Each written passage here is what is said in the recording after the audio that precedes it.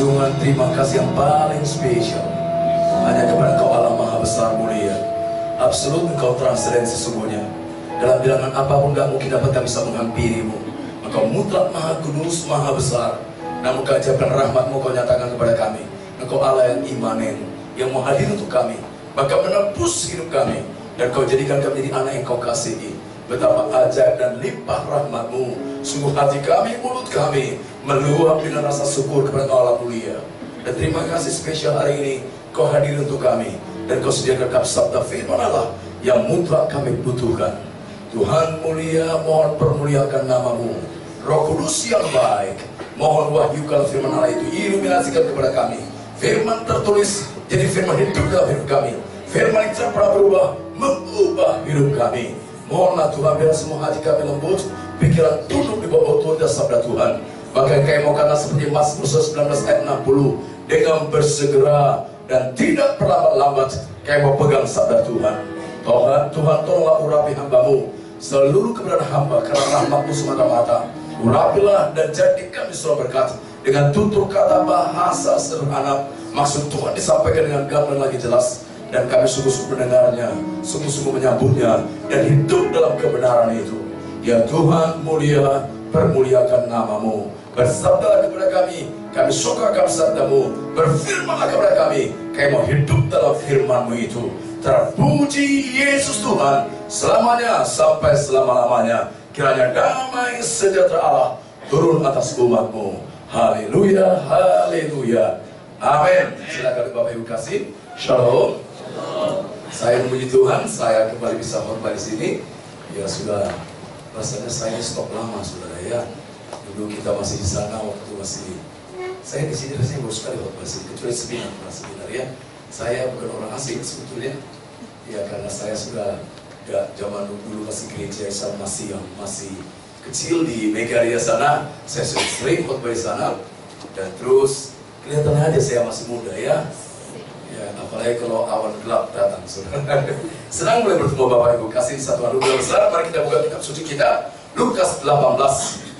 Tema kita tekunlah berdoa, atau tekun dalam doa. Tekunlah dalam doa, tekunlah berdoa. Saudara, kita buka Lukas 18 ayat 1 sampai ayat 8. Saya minta tolong kita join. Saudara, kita baca bergantian. Saya baca ayat 1, Bapak Ibu kasih ayat 2, bergantian terus sampai ayatnya yang ke-8. Tolong kita baca bergantian. Demikian sabda Tuhan. Yesus mengatakan satu perumpamaan kepada mereka untuk menegaskan bahwa mereka harus selalu berdoa dengan tidak cemu-cemu.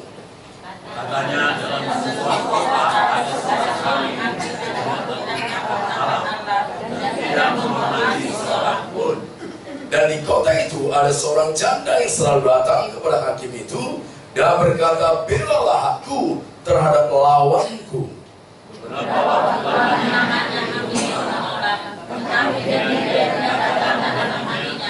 Walaupun aku tidak takut akan Allah dan tidak menghormati seorang pun. Namun karena janda ini menyusahkan aku, baiklah aku membenarkan dia supaya jangan terus saja ia datang dan akhirnya menyerang aku.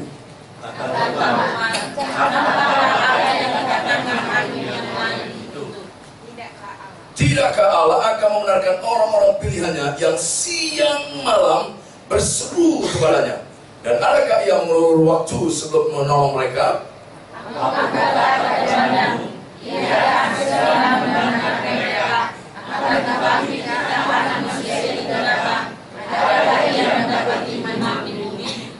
Terpujilah Allah mulia, Allah pengasih hidup kita yang mulia itu, yang berikan firman-Nya buat kita, dan diberkatilah tiap-tiap kita mendengarkan firman Allah dan hidup dalam firman Allah itu. Saudara, coba lihat ayat 18, pasal 18 1 kata begini.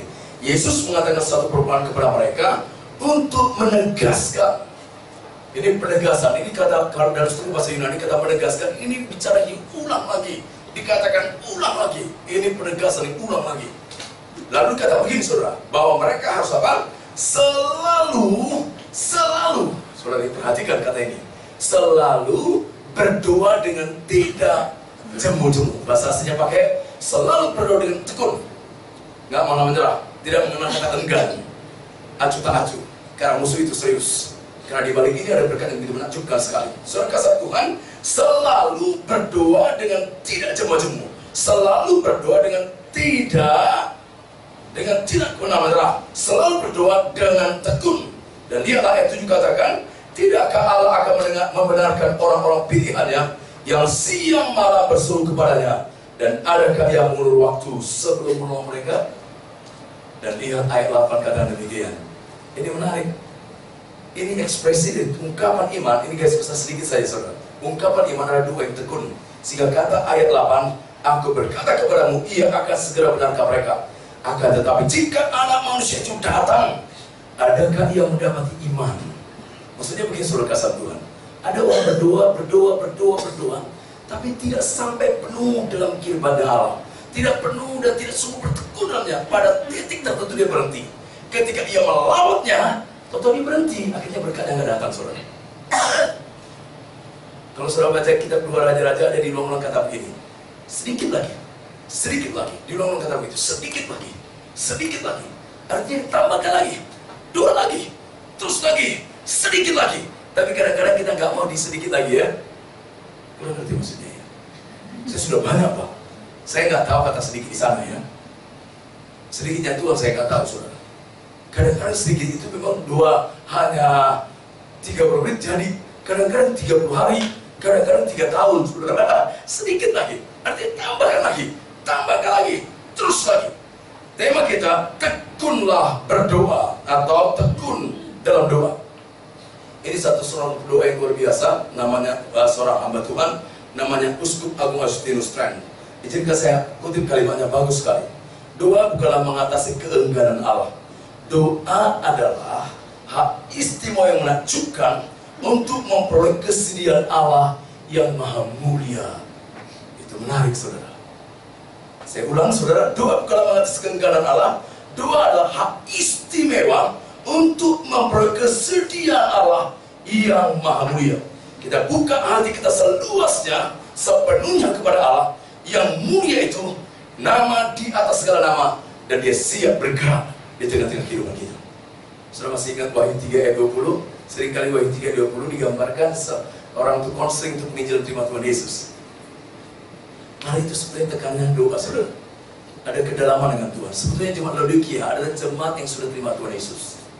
Kalau sudah kenal konteks kitab jemaat 7 jemaat itu, Wahyu pasal yang ketiga itu bicara tentang jemaat Laodikia yang suam-suamku. Saudara ingat nggak cerita ya? Saudara kedinginan nasi apa dingin? Iya, yang suam-suam kuku, gak panas gak dingin saudara. Lalu Tuhan kata apa? Aku berdiri di muka pintu dan mengetuk. Barang siapa membuka pintu hatinya. Seringkali ayat itu dilepas dari konteksnya. Memang gak salah itu ayat untuk penginjilan untuk orang terima Tuhan Yesus. Tapi sebetulnya konteksnya bukan untuk penginjilan terima Tuhan Yesus. Karena Laodikia sebetulnya sudah terima Tuhan Yesus saudara. Sebetulnya sudah terima Tuhan Yesus, tapi gak salah. Halo? Kurang jelas, itu pernah penginjilan ya? Iya saudara. Tapi konteksnya itu bukan untuk penginjilan. Itu untuk orang sudah terima Tuhan Yesus, tapi tidak dalam kedalaman dengan Allah. Maka kata Tuhan, aku beri buka pintu. Buka lebih dalam lagi, supaya aku masuk lebih dalam lagi. Bukalah. Itulah istilah yang saya gambarkan dari istilah dari Uskup Agung. Saya katakan, bukan mengajarkan anak, tapi hati yang dibuka seluasnya, supaya ada kesediaan Allah lebih dalam dengan dia. Saudara kasih Tuhan, panggilan kepada Kristenan sejati adalah panggilan untuk berdoa. Tapi bukan sekedar berdoa, tapi berdoa kata firman Tuhan, selalu berdoa dengan tekun. Bandingkan Kolose 4 ayat 2. Tuhan Yesus berikan pelajaran yang menarik sekali dalam kitab suci tadi juga. Tentang apa? Ada namanya seorang hakim yang sikapnya cuek, sebetulnya acuh tak acuh, dingin. Bahkan disebut hakim yang lalim atau hakim yang jahat. Tapi kata firman Tuhan, karena ada giginya seorang janda. Saudara pertama, saudara ini perempuan. Yang kedua janda. Gak masuk hitungan zaman konteks seperti itu. Tetapi coba perhatikan, wanita ini begitu gigih, begitu bertekun. Datang lagi, udah ditampik, datang lagi, dan terus datang lagi. Sehingga tidak bisa tidak, akhirnya sang hakim yang lalim bisa tergerak loh. Bisa tergerak hatinya, dan sungguh-sungguh akhirnya menjawab apa yang jadi kebutuhan si wanita ini. Wanita ini akhirnya dia jawab kebutuhannya, saudara. Saya kira ini pelajaran yang sangat kontras. Alkitab ini nggak sedang berkata bahwa Allah seperti hakim lalim itu ya. Allah tidak seperti hakim lalim, terlalu jauh, saudara. Allah mutlak kudus, Allah mutlak penuh dengan kasih, dan Allah juga dipanggil apa? Aba, ya Bapa, hubungan dekat, pribadi yang sangat mengasihi, pribadi yang begitu mulia. Ayat ini tidak sedang bicara sekali lagi, bicara tentang bahwa ia seperti hakim itu, Allah itu. Tapi ini ungkapan gambaran yang sangat kontras. Kalau sang hakim yang lalim, ada orang yang begitu gigih datang kepadanya. Kalau hakim yang begitu lalim, ada orang yang tidak masuk hitungan dan dianggap sangat terpinggirkan, tapi begitu gigih, bertekun datang, dipedulikan oleh sang hakim lalim. Apalagi Bapa di surga yang rahmatnya sempurna, apalagi Bapa yang penuh dengan kasih yang agung, dengan penuh kasih yang besar. Ketika saya menggambarkan bagi saudara kasih Tuhan, merenungkan bagian firman Tuhan ini, seharusnya kita lebih bersungguh-sungguh dalam doa. Saya pertama kali khotbahkan firman Tuhan ini itu tahun 80, saudara. Sementara saya renungkan, saya banyak evaluasi tentang doa. Tahun 80, ya tahun 80 sekitar bulan April atau Mei, saudara. Waktu itu pas-pas setelah kematian Kristus, saya mengkhotbahkan ini. Saudara kasih Tuhan, coba perhatikan saudara kasih Tuhan, ini menarik sekali. Ini bicara merenungkan firman itu, seharusnya kita lebih bersungguh dalam doa, lebih tekun dalam kehidupan doa kita, lebih bersemangat, lebih bergairah, lebih beriman, sebagai tanda bahwa kita sungguh percaya dan mengasihi Bapa. Berhenti dengan keengganan, berhenti dengan sikap acuh tak acuh. Saudara kasih Tuhan, perempuan yang mendorong kita terus berharap, sekalipun doa-doa kita mungkin sudah 2 bulan gak dijawab, 3 bulan, 6 bulan, bahkan 1 tahun. Boleh saya cerita, saudara, orang bertanya begitu kepada saya, Ruth, itulah seorang pendoa bagi seorang bapak gereja pertama, namanya Agustinus. 2 yang tekun menghasilkan punya dampak besar. Pak Stephen tong, Pak Caleb tong, Pak Yosef tong, Yosua tong lainnya nggak ada lagi. Ya, itu mamanya seorang pendoa yang tekun, saudara. Dampaknya, impactnya dahsyat sekali. Kami punya mama juga seorang pendoa yang luar biasa. Kami 8 bersaudara, 5 jadi pendeta. Karena anugerah untuk memberkati bangsa-bangsa, itu karena anugerah Tuhan. Mama yang berdoa dengan tekun, doa dengan tekun, doa dengan tekun, doa dengan tekun, berdoa dengan tekun. Kolose 4 ayat 2. Dan saudara pasti ingat Matius 7 ayat 7. Bilang apa? Itu gambaran doa yang bertekun. Matius 7 ayat 7 lah. Masa lupa. Mintalah, lalu carilah, lalu ketuk. Mintalah. Kamu minta atau minta, kadang-kadang minta gak jelas. Lalu cari wajahnya, cari kehendaknya, cari tuntunannya, cari maksudnya. Ini mulia atau tidak? Lalu ketika ketuklah, kata yang dipakai maksudnya begini, ketuklah sampai dia terketuk. Sorry, saya dikenal oleh tangga karena anugerah Tuhan orang yang ramah.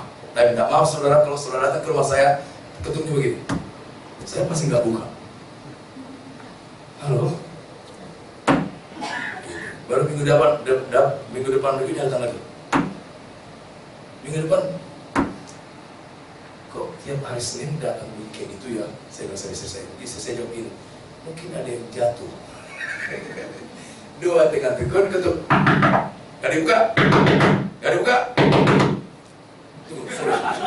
Iya, itu tekun namanya ya. Buka sampai dia terbuka, ketuk sampai dia terketuk. Nah, saudara kasih Tuhan, sebelum kita gali lebih jauh sesuai dengan bahas singkat lewat PowerPoint-nya, pengertian istilah saya mau gambarkan. Mungkin kita kenal istilah namanya tekun. Istilah tekun, pengertian istilah tekun itu berarti rajin. Itu berarti keras hati. Nampaknya negatif ya, lebih tepat bahasa Jawanya, kekeh gitu ya. Itu berarti penuh dengan keyakinan. Itu berarti bersungguh-sungguh. Bahkan dari istilah yang menarik, berusaha terus sepanjang masih ada kesempatan. Saudara masih ingat ketika doa Elia untuk hujan turun? Apa yang kau lihat? Gak ada beda apa-apa, doa lagi. Apa yang kau lihat? Gak ada apa-apa? Gak ada. 3 doa. Masih ada kesempatan gak berdoa? Masih. Naik lagi doa 4. Apa yang kau lihat? Gak ada. Masih ada kesempatan, doa lagi 5. Apa yang kau lihat? Gak ada. Ya udah, gak gitu ya. Masih ada 6. Apa yang kau lihat? Nggak ada apa-apa. Masih ada 7. Apa yang kau lihat? Nggak ada apa-apa. Masih ada 8. Rupanya ada apa-apa jam waktu 2 ke 7 ya? Ada apa? Awas telapak tangan. Dan imam berkata, hujan lebat sudah datang. Itu keren banget ini. Karena hasil doa dengan tekun cuma angka tinggi sudah. Saudara satu coba perhatikan doa dengan tekun. Saudara masih ingat doanya Hana. Terus berdoa, terus berdoa, terus berdoa. Akibatnya Eli mengira dia sedang mabuk. Doa. Saudara masih ingat tawar-menawar antara Abraham dengan Allah waktu itu ketika malaikat datang untuk memusnahkan Sodom dan Gomora. Tawar-menawar yang sangat menggetarkan sekali. Tapi itu doa yang tekun. Tuhan, kalau ada 50 di antara mereka orang yang sungguh-sungguh, masa kau musnahkan? Si Tuhan bilang apa? Tidak akan kau musnahkan. Tapi dia bayangkan, kalau enggak, gimana ya? Lalu dia tawar, bagaimana kalau 45? Bagaimana kalau 45? 45 gimana? Oh ya, enggak. Nyerah? Belum, saudara. Kalau enggak ada 45 gimana ya? Gimana kalau 40? Ya enggak dimusnahkan. Tiba-tiba berani dia lompat lagi. Gimana kalau 30? Enggak dimusnahkan. Gimana kalau 20? Saudara bisa bayangkan gak orang-orang yang sama menggetarkan ini? Bayangkan mungkin saudara kalau datang ke toko jam, saudara. Kok berapa harga jamnya? Harga jamnya 2 juta. Kok mahal banget kok. Gimana kalau 1,8? Jadi kok ya 1,8 ya? Ya. Kau sorry kok. Kalau 1,5 gimana? 1,5. Gimana kalau 1,5? Kamu maunya berapa? 1,5 kok. Ya. Kalau 1,2 gimana kok? 1,2. Kira-kira saudara dia apa ya? Kalau nggak percaya praktekkan. Saran saya jangan ya, sama Tuhan Allah boleh kayak gitu.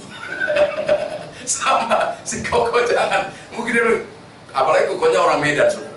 Apa kau? Main aja kau detak. Ini tekun kok, nggak pakai. Saudara sama Tuhan, perhatikan bagian ini. Tekun berarti sekali lagi rajin, kekeh. Karena penuh keyakinan, bersungguh-sungguh, berusaha terus selagi kesempatan masih ada. Tapi tekun juga berarti sepenuhnya, nggak tanggung-tanggung. Sepenuhnya.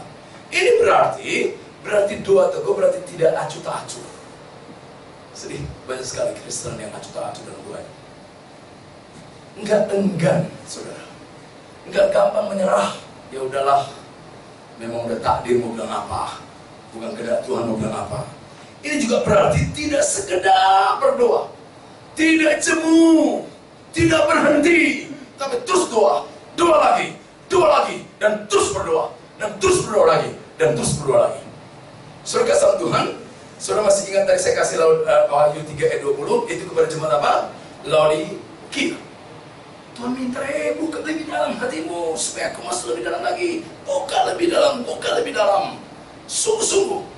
Tapi sayang jemaat ini begitu menyedihkan saudara. Jemaat yang enggan. Betul ya? Jemaat ini jemaat apa? Jemaat ini bukan jemaat kafir saudara.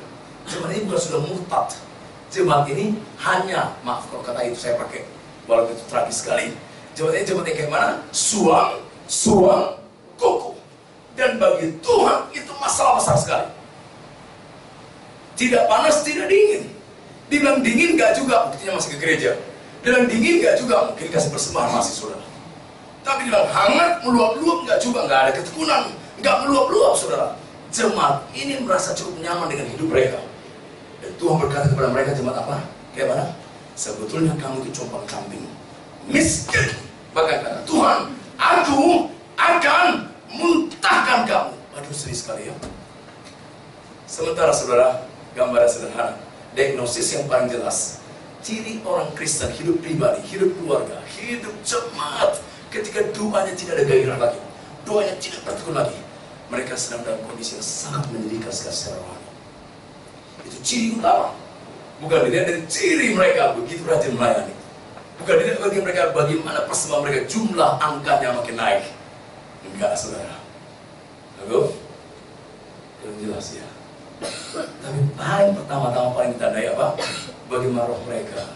Masihkah mereka intim dengan Allah? Masihkah mereka bersungguh-sungguh dengan Tuhan? Masihkah mereka bertekun dalam doa mereka? Mari saudara kita bahas yang pasti saudara. Kita bahas 2 hal yang sangat menarik hari ini. Yang pertama, 3 hal mengenai doa dan perikop ini. Begitu pentingnya doa yang bertekun. Yang kedua, mengapa tidak berdoa dengan tekun? Mari kita bahas dengan cepat. Yang pertama, 3 hal mengenai doa dari perikop ini. Sudah coba perhatikan. Dalam perikop ini memang mengajar kita tekunlah dalam doa. Tekun dalam doa. Betul-betul tekun dalam doa. Kenapa? Sudah coba perhatikan. Pertama-tama dalam bagian ini, Tuhan Yesus mengajarkan kepada kita bahwa doa adalah tugas yang kudus. Tekun dalam doa, tekun dalam doa. Karena doa adalah tugas yang kudus. Ini perintah dari mulut bibir yang suci, mulut bibir yang benar dan harus digenapi. Dia sendiri katakan, kamu harus selalu berdoa dengan tidak jemu. Halo, kamu, kata firman Allah penegasan sekali saudara. Harus kayak mana? Jangan lupakan kata selalunya. Padahal tanpa selalu pun harus sudah apa? Tidak jemu-jemu. Tapi kata dia pakai harus, ada penegasan lebih keras lagi. Selalu, nggak sewaktu-waktu. Kadang-kadang kondisi tertentu yang buat kita apa? Bertekun ya. Kalau tidak, boleh saya tanya saudara-saudara, di mana orang yang bertekun berdoa? Apakah dia di villa mewahnya sedang lagi sehat-sehatnya, di sampingnya ada air terjun yang mengalir sungai yang bagus sekali, atau ketika orang mau operasi jantung bypass, mana lebih sungguh-sungguh berdoa? Belum pengalaman ya. Bapak sih kasih contoh kontras amat. Memang gitu seringkali. Kalau ada anak sudah demam berdarah, anaknya demam berdarah, sudah keluar darah dari mulutnya, dari 3 menit keluar itu lututnya berlutut kok bisa, keramiknya bisa sampai ke dalam lah. Itu cepat henti doanya. Tapi juga sudah aman. Sambil nyanyi aman di tangan Yesus. Udah batal lagi saudara. Saudara kesatuan coba perhatikan. Saudara, doa yang bertekun adalah tugas yang kudus. Ini adalah kasih karunia yang Allah bebankan, yang Tuhan karuniakan kepada kita masing-masing. Tuhan memberitahukan kita bahwa banyak hal yang harus kita lakukan memang benar. Dan semua yang Tuhan perintahkan sebetulnya perintah kudus. Contoh begini saudara, hendaklah kamu saling mengasihi. Itu perintah kudus atau tidak? Hendaklah kamu selalu rendah hati. Efesus pasal yang keempat ayat 3. Itu perintah kudus atau tidak? Hendaklah kamu sabar seorang dengan yang lain. Kolose 3 ayat 12. Itu perintah kudus atau tidak? Ya, hendaklah kamu selalu menanggung kelemahan orang lain. Roma 15 ayat 1. Itu perintah kudus. Pergi, beritakan, jadi itu perintah kudus. Sama saudara.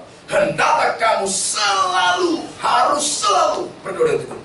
Itu perintah yang kudus. Bagi orang Kristen kira itu alternatif, itu pilihan, itu kemungkinan, itu situasional, itu keadaan. Saudara, tidak ada bicara amanat agung itu keadaan. Amanat agung itu absolut. Makanya istilah yang dipakai 2 Timotius pasal yang keempat ayat yang ke-2, beritakan Injil siap atau tidak siap, baik atau tidak baik waktu. Apapun waktu saudara, apapun waktu sekitar saudara, apapun keadaannya, orang Kristen seringkali excuse karena dianggap ini bukan perintah kudus. Maka dia udah begini, tergantung situasi dulu. Perlu hikmat, saking butuh perlu hikmatnya nggak pernah menjadi lagi. Nggak tahu hikmatnya lagi kemana. Mungkin Maranatha. Kalau amal agung adalah saudara perintah kudus, doa yang bertekun juga perintah kudus. Karena semua keluar dari mulut bibir yang sama, mulut bibir yang suci, mulut bibir yang kudus. Ini perintah kudus. Kamu harus selalu. Waduh, tegas sekali. 37, masuk 38 tahun saya melayani Tuhan. Saya juga evaluasi. Saya jangan ngomong doang ya. Jangan sampai saya dari puji Tuhan lah ya.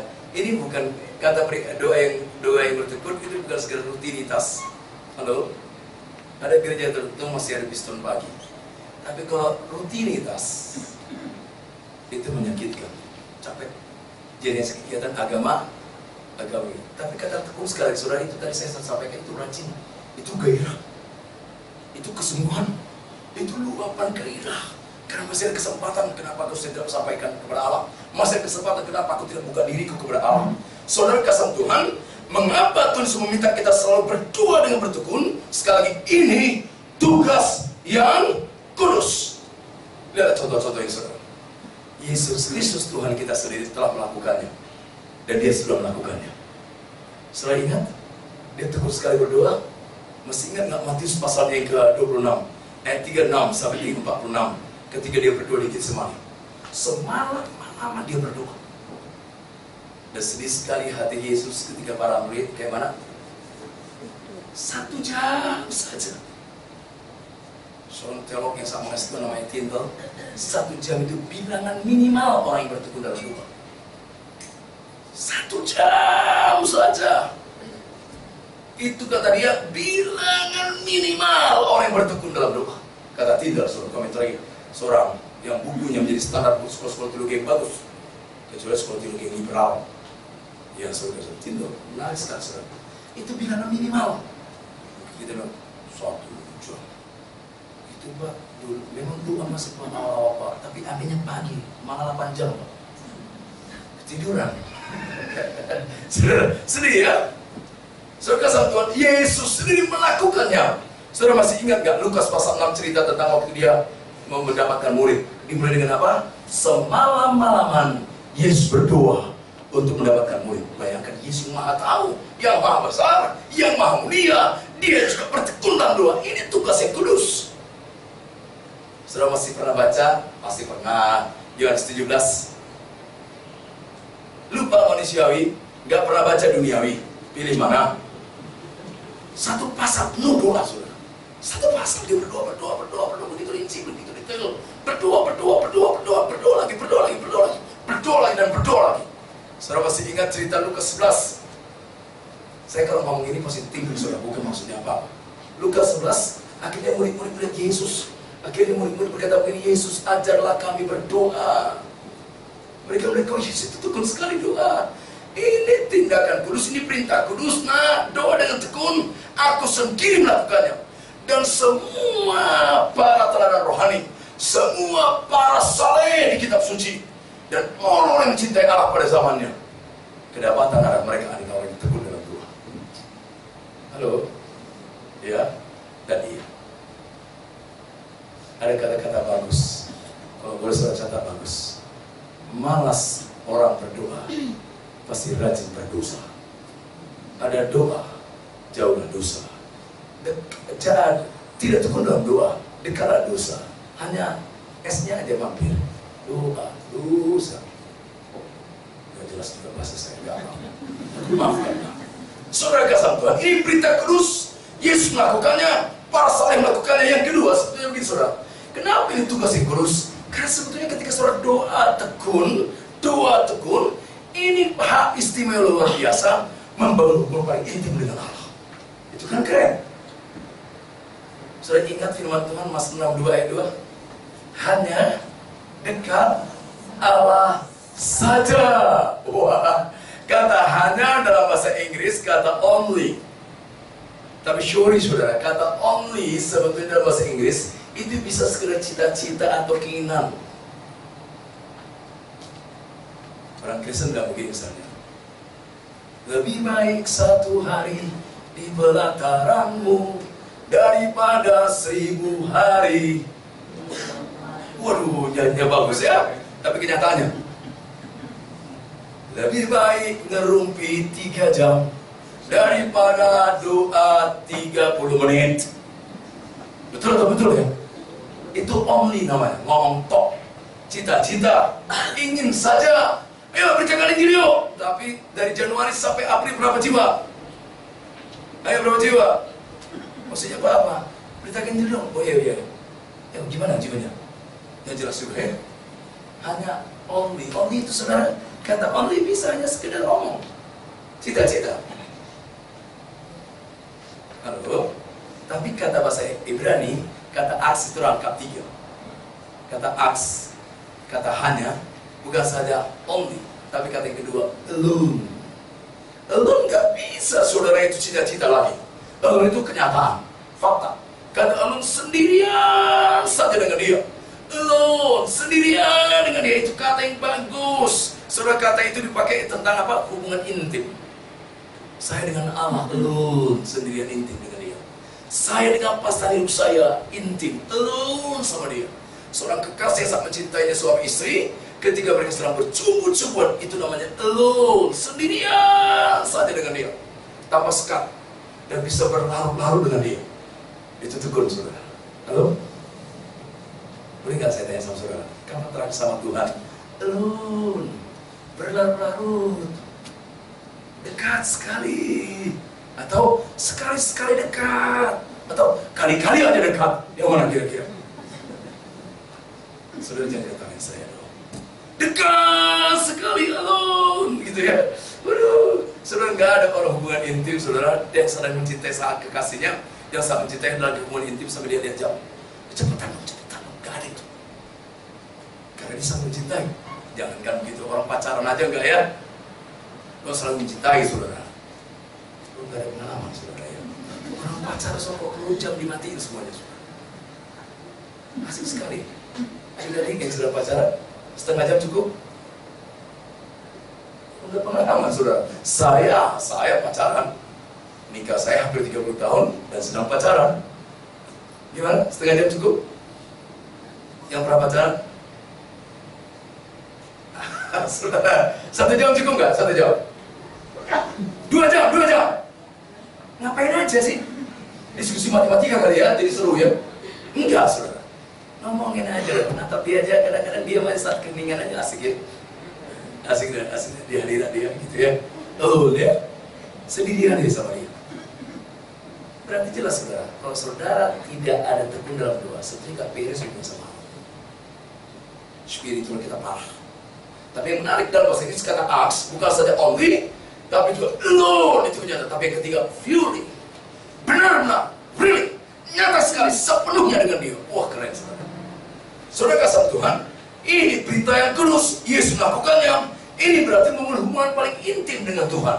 Yang mana juga saudara-saudara saya diizinkan kapan saja, selalu, senantiasa bertemu dengan dia. Itu juga menarik saudara. Halo, ada orang berkata begini, seorang pejabat, saya bisa cerita. Pak Richard, boleh saya kontak kapan saja ya? Saya boleh. Saya ingat siapa nih gue? Kayak banget ya. Boleh. Dia pengen sekali. Tapi dia bilang begini, Ih Pak Richard, dari mana lo? Mau kapan saja aku telepon dia. Aduh. Saudara, Tuhan Yesus mengasihi kita. Hak istimewa luar biasa kita boleh kapan saja, senantiasa. Tapi seringkali itu tidak kita mau ambil. Akhirnya iblis yang ambil.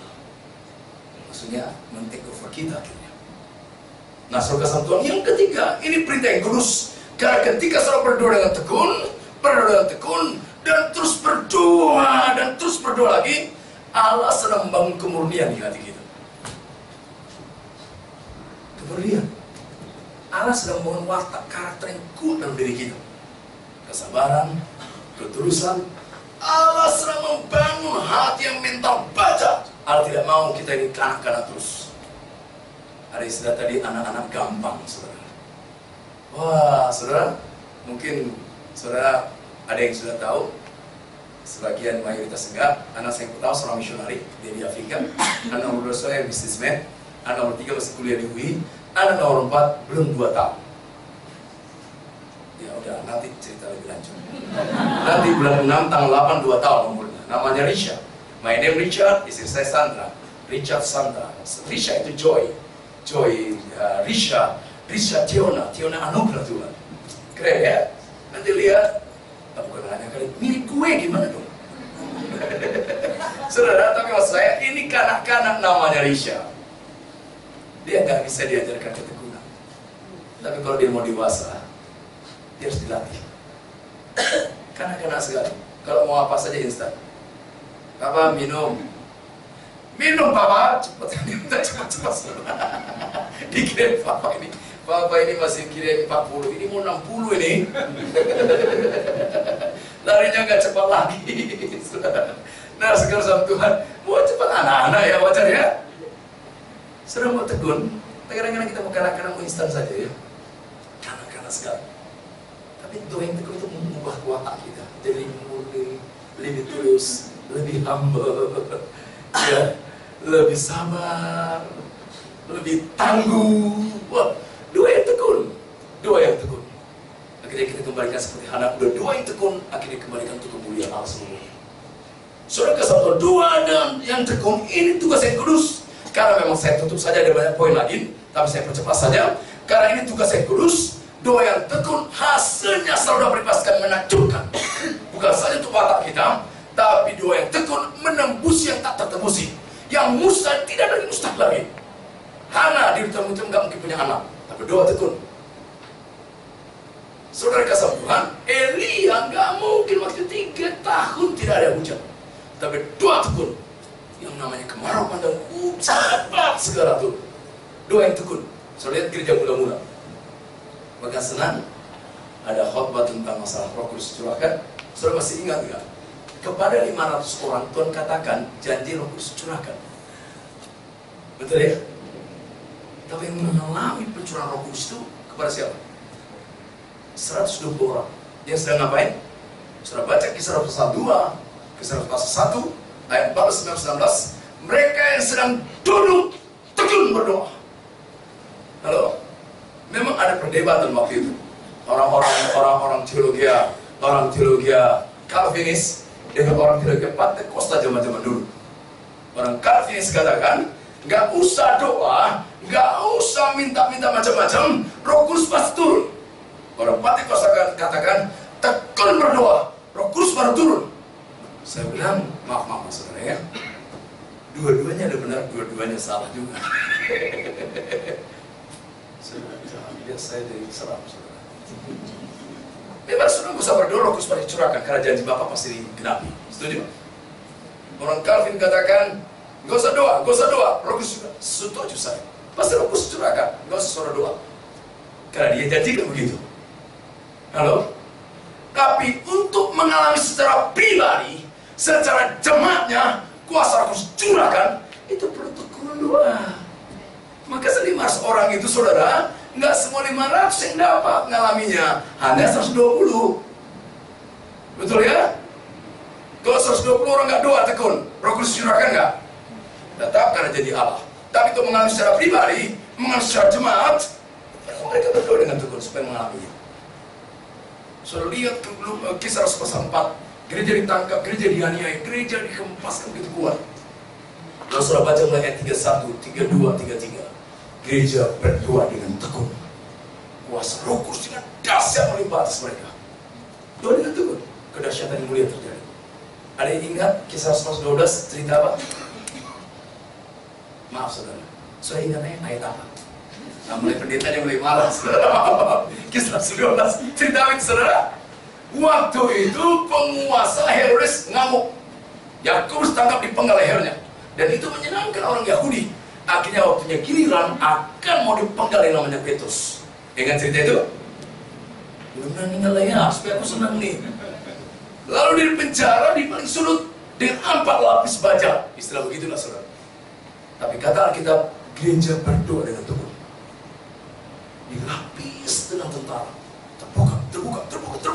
Ya nggak mungkin. Tembok Yeriko itu bisa diruntuhkan, ada doa dengan tekun. Berapa kali mereka berdoa? Halo? Berapa kali keliling? Ayo, 7 hari, 13 kali ya. Hari pertama 1 kali, hari kedua 1 kali, hari kedua ketiga 1 kali, lalu hari terakhir 13 kali. Jadi angka hoki 13. Oh enggak, semua angka hoki saudara ya. Nanti saudara catat lagi. Semoga Tuhan coba perhatikan saudara. Karena ini hasilnya mulia, karena ini hasilnya begitu menakjubkan, Tuhan Yesus berkata, kita harus selalu berdoa dengan tekun. Ini tugas kudus saudara. Dan percepat poin kedua. Mengapa kita berdoa dengan tekun? Alasan kedua, kalau kita lihat kitab suci Lukas 18 tadi, karena ini kebutuhan yang terus menerus sahabat. Ini kebutuhan terus menerus. Doa yang bertekun itu, kenapa harus kita berdoa dengan tekun? Ini tugas, ini betul-betul kebutuhan kita terus menerus. Doa bukan saja tugas yang kudus, tetapi doa juga merupakan mengajarkan kita doa adalah suatu kebutuhan yang terus menerus. Kita selalu sedia untuk tidak jemu-jemu kata kita. Betul-betul tekun. Terus. Makanya kata dipakai tadi apa? Selalu. Ini juga berarti kita setia melakukannya. Apapun keadaannya. Kadang-kadang paling menekan, terancam, atau kadang-kadang aman dan nyaman? Halo? Justru dalam keadaan paling nyaman, orang muda sekali terpleset ya. Makanya kata Tuhan apa? Berjaga-jagalah dan berdoalah. Dilanjutkan kita Petrus, lawanmu iblis. Dia sedang ngapain? Mengaum di sekelilingmu. Gak ada tempat yang aman, gak ada waktu yang paling aman, gak ada keadaan yang paling nyaman. Maka kita terus tekun berdoa. Ini kebutuhan terus menerus. Berjaga-jaga dan berdoalah. Lucu ya, kita berjaga-jaga berdoa. Sebetulnya maksudnya begini, orang yang berdoa pasti berjaga-jaga. Orang yang berjaga-jaga dia berdoa. Orang yang tidak terjaga adalah orang yang tidak berdoa. Tidak terus berdoa. Tidak terus berdoa. Kalau nonton Barcelona udah kalah ya. Kalau nonton bola itu bisa menikmati sekali. Rinciannya dia lihat. Tapi kalau udah berdoa, Tuhan Yesus, sedih banget. Jangan-jangan Tuhan disuruh bilang, iya, ada apa? Sedih juga. Enggak, itu Richard yang ngomong, saudara. Saudara kasih Tuhan coba lihat, Tuhan katakan berjaga-jagalah dan berdoalah. 1:5 itu juga katakan tetaplah berdoa. Tetap on fire doanya. Tetap bergairah. Makanya ilustrasi Tuhan berikan apa? Saudara ingat di Perjanjian Lama bahwa di Bait Allah itu, di rumah Maha Suci itu selalu ada apa? Di tempat Maha Suci Kudus itu ada kaki dia yang harus terus menyala. Dan coba perhatikan saudara baik-baik, saudara. Kaki dia terus menyala. Bandingkan dengan Zakaria 4 nanti, dia kaki dia terus menyala. Ada corot-corotnya yang selalu terarah kepada pohon zaitun, supaya minyak tetap ada. Orang harus buka diri kepada Allah, kepada firman-Nya, kepada roh suci-Nya, dan dia harus tetap on fire, tetap menyala dan menarik. Coba perhatikan, sumbu itu harus tiap hari disempit. Artinya nggak boleh sekedar nyala, tapi nyala terang betul terang. Gitu ya. Makanya disempit tiap hari. Tiap hari disempit. Saya ini mungkin saya anggap alegoris terserah, tapi bagi saya juga harus setiap hari mau dibersihkan supaya tetap nyala. Kejenuhan saya, hati saya tetap nyala. Kadang-kadang disempit itu sakit saudara. Banyak orang Kristen nggak mau ya. Ada orang kalau di mall 3 jam menikmati hadiratnya puas sekali saudara.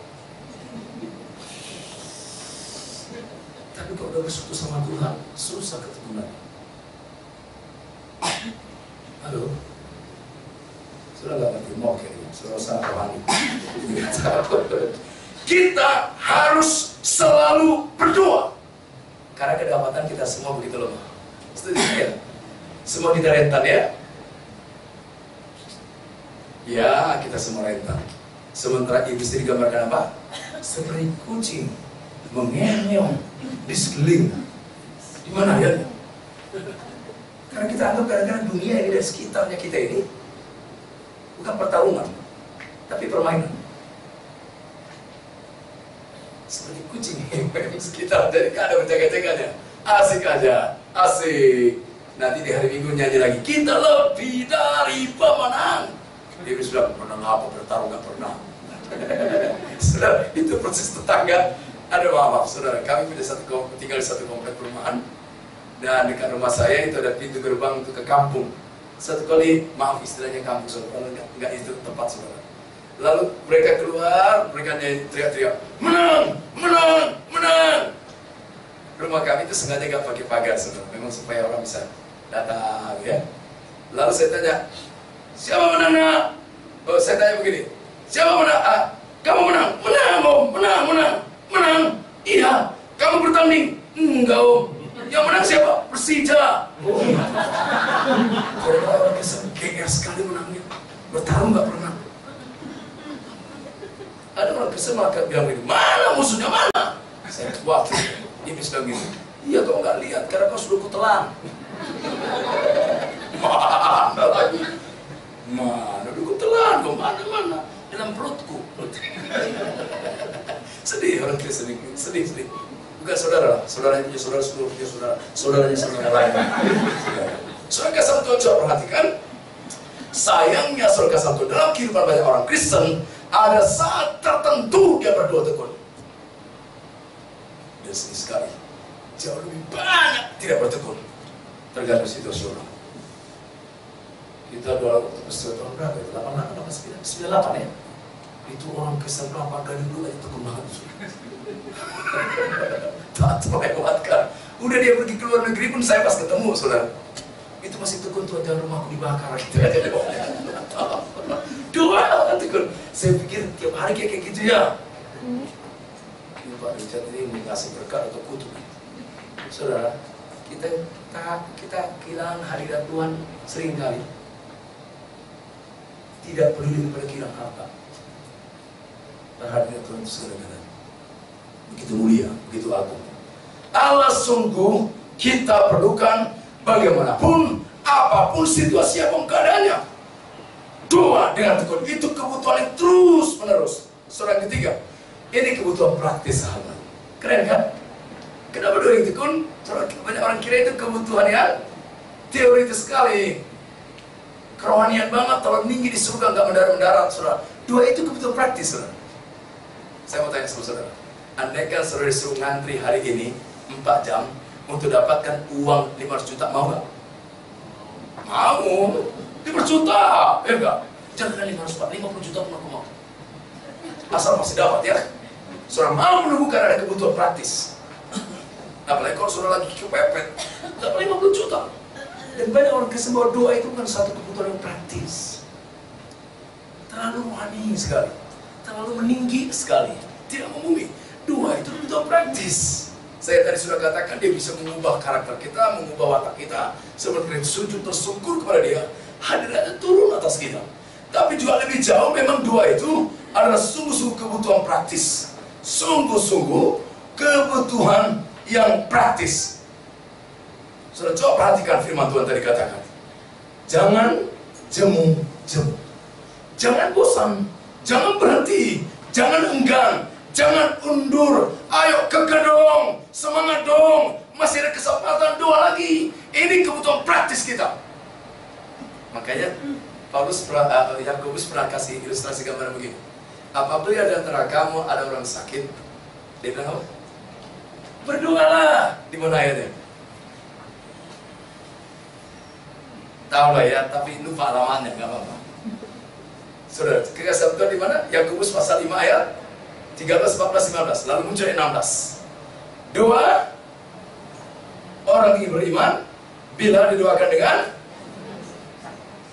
yakin, dengan tekun, maka besar kebutuhan praktis. Kebutuhan praktis.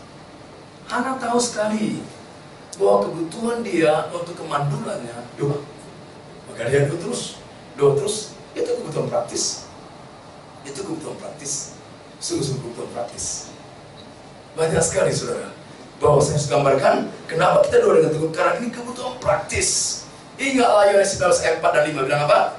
Tinggallah dalam aku dalam kamu.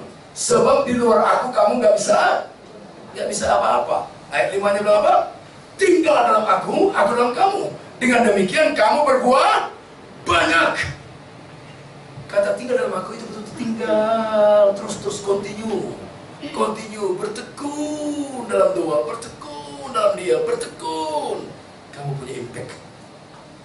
Bukan secara cakap bertahan, tapi sangat handal untuk melaju. Banyak orang Kristen bertahan saja sudah lumayan. Sahabat, jangan anggap orang yang setia adalah sama dengan bertahan. Setia itu punya impact. Saya gambarkan begini, ada seorang teman punya mobil, dia sebut mobil yang setia. Saya katakan, coba ceritakan sama saya, kayak mana mobil setia? Ini mobil saya sejak tahun 68, kata dia. Hah? Terus temani kamu? Iya. Bisa bawa ke puncak? Monggo. Monggo dia. Batu-batu. Belum sampai keluar tol sudah batu-batu. Jadi gimana? Maintenance-nya gimana? Besar sekali maintenance-nya. Mengganggu. Itu bukan setia, itu ngawur. Maaf saudara, berapa banyak kita seperti Kristen kita seperti itu. Mogok. Ngada terhadapnya. Maintenance-nya jadi besar. Bukan saudara sekali lagi. Kalau saudara itu ya bertobat aja ya, kan gampang ya.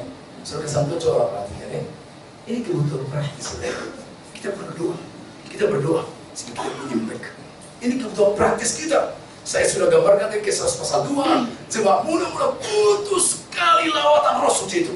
Mereka berdoa dengan tekun. Jemaat muda-muda di tengah-tengah tekanan ancaman yang sangat keras dalam Kisah 4. Jemaat doa dengan sungguh-sungguh. Allah melawat mereka dengan dahsyat dan mereka mengalami terobosan besar. Kebutuhan sangat praktis adalah doa dengan tekun. Itu bapak pribadi, itu ibu pribadi, hidup pribadi kita butuh. Gereja kita juga butuh itu. Ini betul praktis sekali. Saya tadi awal-awal katakan, diagnosis yang paling gampang mendiagnosis. Gereja sedang sakit, pribadi sedang sakit. Doanya sudah tidak tekun lagi. Enggan berdoa. Baru saya seminar di gereja-gereja GBI di Surabaya. Saudara mereka bertanya, Pak Richard, kenapa gereja Bapak bisa terus? Ya kami ada 18 suku-suku yang sudah diinjini, kami masuk sana, kami masuk suku tukang besi. Saya pernah dengar suku tukang besi. Betul-betul namanya suku tukang besi, saudara. Gimana lah ya? Bukan tukang besi gitu. Tukang besi itu orang Buton, Sulawesi Selatan. Saudara tahunya Waketobi aja sih. Waketobi ya dekat-dekat itu, saudara ya. Orang fanatik sekali. Kok bisa ya? Kok bisa ya? Kok bisa ya? Iya memang nggak bisa. Kami nggak bisa sebetulnya. Tapi Tuhan bisa. Maksudnya gimana? Salah satu rahasianya adalah doa yang tekun. Kami di gereja itu tiap jam 4 pagi doa, Senin, Selasa, Rabu, Kamis, Jumat. Tiap Rabu siang doa puasa dan Sabtu puasa. Tiap hari Jumat doa keliling ke Jakarta. Doa keliling ke Jakarta. Doa keliling itu hanya metode, saudara, tapi yang pasti doa dengan tekun. Doa tekun 3 hari pertama tiap bulan doa puasa, total 3 hari. 10 hari setelah Yesus naik, 10 hari sampai Jerusalem kami doa puasa. Doa aja, doa dulu ya. Karena itu kebutuhan praktis, saudara. Nikmati hadirannya pribadi. Saudara kasih Tuhan, sekarang mari kita tutup dengan poin terakhir singkat saja. Mengapa kita tidak tekun berdoa? 4 poin singkat. Pertama, dosa menghalanginya. Dosa menghalangi. Kita semua ingat Yesaya 59 ayat 1-2. Sesungguhnya tangan Tuhan bukan kurang panjang untuk menyelamatkan dan telinganya bukan kurang tajam untuk mendengar. Tetapi yang mengurangkan pemisah antara kamu dengan Allah segala dosa. Kata, ada yang ingat gak saudara? Ini menarik sekali ayat ini. Ulangan 28 ayat 13. Langit jadi tembaga karena dosa. Maka ada berdoa kok mentok ya namanya. Ya bosan. Capek. Doa dia doa, mentok rasanya mentok. Makanya kalau saudara baca Mazmur 24 ayat yang keempat, siapakah boleh naik ke gunung kudusnya Allah? Mereka yang suci hatinya, bersih tangannya. Pak, kita bukan Islam, Pak. Nah, itu kiasan, saudara. Aktivitasnya bersih. Jangan menghargai segala cara ya. Halo? Ini lampu merah sudah jelas masih ditancap. Kuning artinya hati-hati, haleluya. Heran, saudara. Kalau hal yang simpel gitu saya suruh langgar, gimana yang tersembunyi, saudara? Halo? Justru karena simpel masalah langgar. Maaf, saudara, maaf. Yang simpel, yang kasat mata aja mudah dilanggar ya. Aduh, saudara berhenti berapa lama sih kalau lampu merah? 6 jam ya? Enggak ada. 6 menit pun enggak ada. 6 menit enggak ada. Saya pernah ngalami ada kira-kira, pernah kalau nggak salah 210 detik pernah ada saya lihat. Lumayan lama ya. Tapi itu kan latihan ya. Tapi saya buru-buru, kenapa nggak lebih cepat berangkatnya? Karena ini excuse. Semua kan dari Tuhan. So kalau dalam lampu merah itu nggak mau lihat saya lagi. Dalam lampu merah aja saudara tersebut. Nggak ya saudara ya. Yuk bersih tangannya, hatinya suci. Mazmur 15 pernah baca? Pernah lah. Cuma lupa isinya ya. Pernah lah ya, bilang nggak pernah. Kalau nggak pernah, nggak apa-apa. Tapi baca nanti ya. Itu Mazmur 15 bicara apa? Mereka yang bisa menikmati hadirannya, tahta kemuliaannya. Mereka bisa bertekunnya nggak kompromi dengan dosa. Susah memang kalau dengan dosa. Kalau saya tanya, ada yang ingat lagi. Karena positif saya, 1 Yohanes 3:20, 21 bilang apa? Nggak bisa kita berdoa kalau hati nurani kita menuduh-nuduh gitu. Nah, lu aja nggak bisa, tadi ya bohong. Tadi bentak-bentak istri, alah ngomong aja. Diam kau, gitu ya. Itu orang Batak yang menggunakan. Ada menuduh, saudara. Yang kedua, kenapa orang Kristen tidak berdoa dengan tekun? Pengertiannya salah. Karena pengertiannya salah. Mereka kutip Matius 5, Matius 6, waktu Yesus katakan, gak usah berdoa panjang-panjang seperti ada Taurat. Tuh kan? Yang penting kan Tuhan Maha tahu ya. Dasar pemalas. Cari-cari ayat itu cocok-cocokan diri. Begini, dasar pemalas. Bisa apa? Bisa betul ya? Iya. Saudara, yang kedua, saudara, karena memang karena pengertian yang salah. Tuhan Yesus mengatakan doa orang Farisi yang panjang-panjang itu menyangkut motivasi. Selanjutnya dia bilang begini, kalau berdoa, baiklah kau berdoa di balik pintu. Apa iya kita tiap berdoa balik pintu? Halo? Bagaimana kalau di stadion besar? Cari pintunya jauh, saudara. Baru berdoa. Gimana kalau di lapangan luas, nggak ada pintunya? Itu bicara motivasi ya, kita pasti mengerti maksudnya. Panjang-panjang mereka kira dengan panjang-panjang berdoa mereka lebih rohani. Bukan itu maksudnya bukan berdoa dengan tekun. Karena terlalu banyak isu sendiri doa dengan tekun. Sekali lagi Daniel, Sadrak, Mesak, Abednego pernah 2 hari doa. Wah, 2 hari doa dengan tekun. Yang ketiga, kenapa orang tidak berdoa dengan tekun? Karena enggan, karena malas. Berarti nggak bertobat, saudara. Enggan. Bayangkan saudara, kalau ada istri enggan ketemu suaminya, suami malas ketemu istrinya. Maka kita ngobrol, malas kata istrinya. Malas ya saudara. Apatah lagi sama Tuhan Allah ya. Enggan berlarut-larut dengan Allah, enggan curhat sama dia berlarut-larut, enggan bertekun dengan dia, enggan bergairah dengan dia, berlarut-larut. Itu kan tragis. Malas. Yang keempat tentu ini dia, pekerjaan iblis. Iblis nggak suka orang Kristen berdoa. Dia tahu kalau orang Kristen bertekun dengan doa, terlalu banyak terobosan akan terjadi. Maka dia nggak suka itu. Dia tabur tawar hati, dia tabur keengganan, dia tabur dosa. Maka gereja jadi kering. Iblis memang nggak suka orang berdoa dengan tekun. Tapi Allah sangat suka kita berdoa dengan tekun. Ada terobosan besar di sana. Saudara, akhirnya saya mau katakan, yuk saudara lakukan hal ini. Berdoa dengan tekun secara pribadi. Secara pribadi doa dengan tekun. Lihat Abraham, lihat Elia, lihat Tuhan Yesus sekali lagi. Berdoa dengan tekun. Yang kedua, yuk berdoa dengan tekun bukan saja pribadi, keluarga saudara ya. Tolong saudara ya. Halo. Pertama-tama pastikan bapak-bapak. Ada bapak ya? Bapak-bapak engkau itu imam.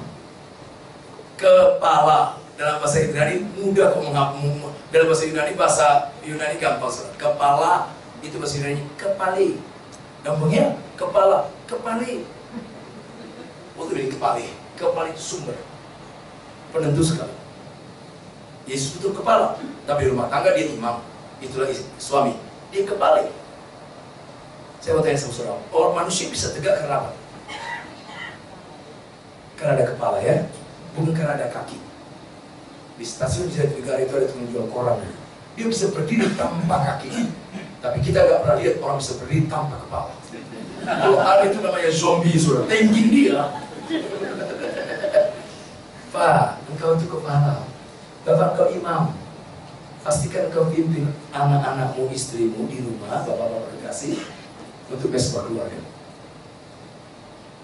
Halo, Yosua kata, aku dan sisi rumahku beribadah kepada Allah. Ada seorang bapak bilang begini, excuse dia begini, Pak, kan istri tiang gereja Pak, jadi dia lebih kuat berdoa. Iya, dia tiang gereja, tapi suami pondasinya. Istri tiang doa Pak, tapi suami pondasinya nggak ada tiang, kalau pondasinya nggak jalan. Oh istriku sekali Pak pondasi sekali tiang, alasan lagi. Lalu Bapak di mana? Aku pakunya Pak. Pantas rubuh lah. Jangan gitu dong Pak. Bapak pimpin ya. Bukankah Matius 18:19-20 bilang apa? Di mana 2, 3 orang berkeluarga dalam aku. Itu kan bilangan paling kecil dalam keluarga. 2. Tambah kalau ada anak. Anak lagi. Kami anak 4. Ada si kecil lagi. Kami doa dengan tekun. Minimal kalau kami sebagai keluarga, kami doa. Ada satu suku yang belum jago Injil kami doakan. Ada bangsa yang belum jago Injil kami doakan. Secara rinci kami doakan secara sosialnya, ekonominya, politiknya kayak mana dan seterusnya. Kami doakan juga Israel. Memang tiap harus kami doakan Israel. Bukan orang yang ngajari Alkitab yang mengatakannya. Takut doa, saudara, bergairah. Tapi Pak, gimana Pak? Gimana Pak? Capek kan? Saudara-saudara yang manage waktu. Saudara, gini bahasa yang paling gampang dalam manajemen. Orang makin sibuk, makin bijak mengelola waktu. Orang bilang, aku makin sibuk, aku makin gak ada waktu. Orang itu gak ada waktu. Katakan Anda pecundang, maafkan saya. Saudara, halo? Kira-kira pendeta capek gak ya? Saudara, saya mau kasih tahu. Tadi malam saya tidurnya jam 1:30 pagi. Saya akan terus, tapi masih seger ya? Oh enggak ya, sorry, saya kayak pagi-pagi saudara. Karena saya punya kerinduan, tiap hari minimal saya baca 20 pasal kitab suci. Baca. Dua. Pagi-pagi harus bangun saudara. Memang gak sempat sarapan, cuma istri saya bungkus. Dia bikin roti, dia bikin pisang rebus makan kesukaan saya. Udah makan sampai supaya beda deh enggak? Ya, saudara, supaya beda, tapi jangan bikin celaka ya. Saudara Tuhan takut dalam doa pribadi saudara. Makanya saya bangun itu 3:30. Nanti jam 5 mesbah keluarga kami saudara. Mesbah keluarga. Lalu jam 6 selesai anak kerja, yang kuliah, yang main sama papanya. Itu Larissa masih kecil.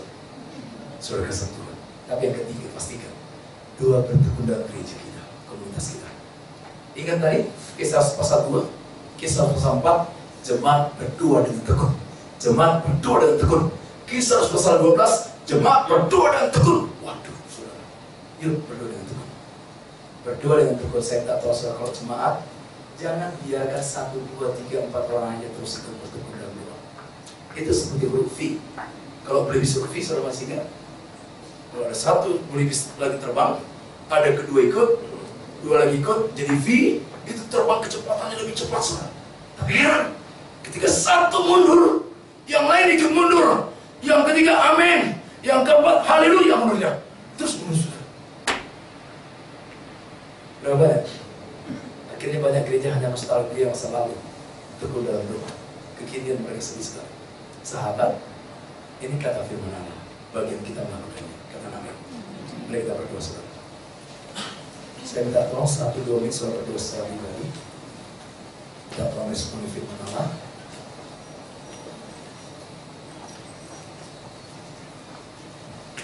Bapak, terima kasih untuk sabda firman ini kami sudah dengar hari ini. Engkau mengenal hamba dan Engkau mengenal tiap kami masing-masing. Kalau kedapatan kami semua berdoa kami begitu kami tidak bertekun, tidak ada gairah, tidak ada antusias, bahkan sering cenderung enggan, malas. Mungkin karena kompromi dengan dosa, main-main dengan dusta, main-main dengan fantasi, main-main dengan kekejian, kenajisan, atau bentuk dosa penipuan lainnya. Tuhan ampuni kami seperti langit jadi tembaga. Atau kami begitu enggan. Tuhan ampunilah kami, sucikanlah kami. Kami dengar firman Tuhan hari ini, ubahkan kami. Kami dengar firman Tuhan ini, baharulah kami. Dalam nama Tuhan Yesus jamahlah kami semua. Supaya kami bukan sekedar mendengar, apalagi sekedar setuju, tapi kami mau melakukannya. Di dalam nama Tuhan Yesus jamah kami semua. Kami mau hidup dalam kebenaran-Mu hari ini sampai Kau memanggil kami. Dalam nama Tuhan Yesus. Amin.